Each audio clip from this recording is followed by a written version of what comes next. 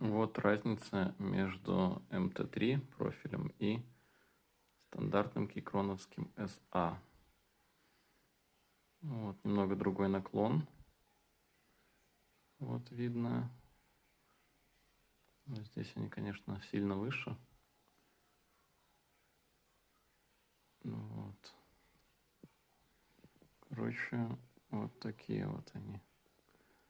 Не знаю, как показать. Ощущаются они, конечно, прикольно, прям такие глубокие.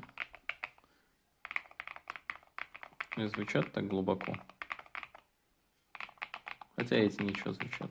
Немножко звонче. А эти прям такие глубокие. Они толстенькие, такие клевые.